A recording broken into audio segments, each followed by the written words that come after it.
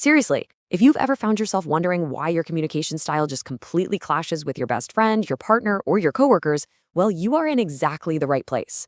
We're going to get into the actual psychology and even some neurology behind how we choose to connect. So we have to start with this question. Why do some people treat a ringing phone like a surprise ambush, while others just pick it up on the first ring like it's no big deal? I mean, for some of us, when that phone rings, our stomach drops. We literally stare at the screen like it's a grenade about to go off. Meanwhile, someone else is happily answering, "Hey, what's up?" without a second thought. What is actually happening here? Well, it turns out this explains so much about your underlying personality. Let's peel back the first layer and look at the texting mindset. Specifically, this whole battle between control versus chaos. Research shows that texting is, quite honestly, the absolute dream communication method for managing anxiety. And I don't mean that in a negative way at all. Psychologists have found that people who prefer texting generally have a high need for control. Not in a creepy, manipulative way, but in a very practical, I just want to think before I speak kind of way. This brilliantly illustrates the tension, right? On one side, texters get a pause button. They get to draft their response, delete it, rewrite the whole thing, and pick the absolute perfect emoji to nail the tone. But on the flip side, phone calls demand immediate, on-the-spot reactions. It's pure, unfiltered chaos. Someone asks you a question on the phone, and you have, maybe 3 seconds to respond before the silence gets incredibly weird? That's not just communication, that's basically improv comedy. And let's be real, most of us definitely did not sign up for that workshop. Psychologists actually call this preference asynchronous communication, and it has completely transformed how our human brains process social interaction. Because think about it, a phone call demands your complete, undivided attention right in that exact moment. It carries a heavy cognitive load. Texting, though, it's asynchronous. You can multitask. Now, sure, some people might view that as rude, but for a lot of us, it's just incredibly efficient. It lets you communicate entirely on your own schedule. So, how does this build into emotional readiness? Dr. Sherry Turkle, she's a brilliant researcher from MIT who has spent decades studying this stuff, points out that phone calls require spontaneous intimacy, meaning you have to be emotionally present and ready right at that exact second. Texting, however, allows for what she calls considered intimacy. You can reply when you are actually emotionally ready to engage. Neither method is inherently better than the other, okay? They just require entirely different types of emotional availability. If you're overstimulated or just having a terrible day, texting becomes an absolute lifeline because you don't have to perform happiness in real time. The really crucial point here is highlighted perfectly by a 2019 study out of the University of Texas. They found that people who prefer texting do score higher on measures of social anxiety. But, and this is a massive but, not necessarily introversion. That is a huge distinction. Introverts don't automatically hate phone calls. The real divide here isn't about being an introvert or an extrovert. It's almost entirely about how you manage your self-presentation. Texting simply gives you the safety net of real-time self-editing. Okay, before we move on, we absolutely have to acknowledge the phenomenon of voice notes. Because if you have ever received a 5-minute voice note, you know they can feel like the worst of both worlds. I mean, it requires the time commitment of a phone call for the listener, but it offers exactly none of the immediate feedback or natural back and forth for the speaker. It's essentially like someone deciding to perform a one-person play directly into your ear. All right, now let's flip the script and talk about the calling mindset, where the ultimate goal is seeking clarity. Because we've been focusing pretty heavily on texters, right? But people who genuinely love phone calls actually experience anxiety too.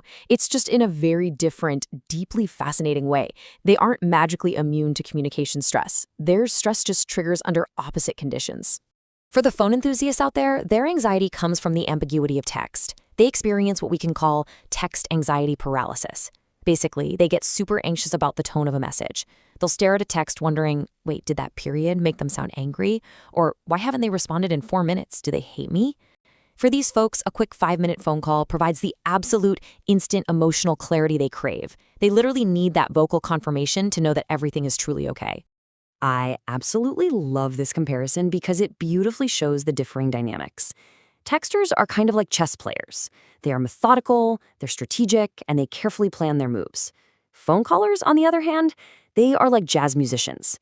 They crave conversational momentum. They want to improvise, riff off each other, and organically build ideas in real time, rather than drafting them perfectly in isolation. They really feed off that live energy. And you know what? The callers actually have science on their side when it comes to connection. Research published in the Journal of Social and Personal Relationships confirms that phone calls do create stronger emotional bonds than text conversations. Why is that?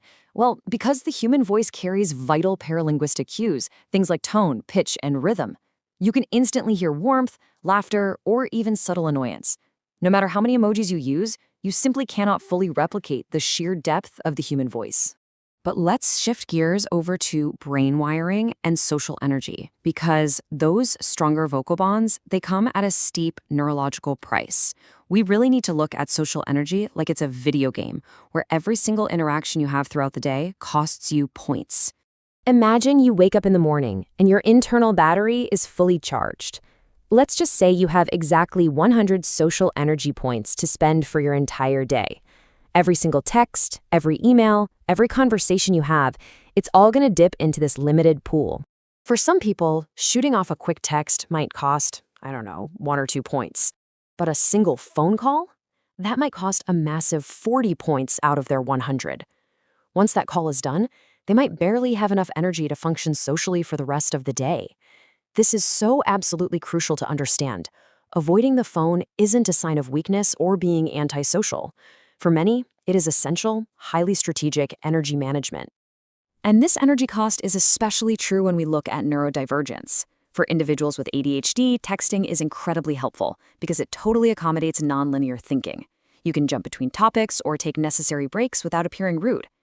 Meanwhile, for autistic individuals, phone calls can be deeply exhausting because they require simultaneously processing vocal tone, pacing responses, masking natural communication styles, and tracking the conversation's actual content.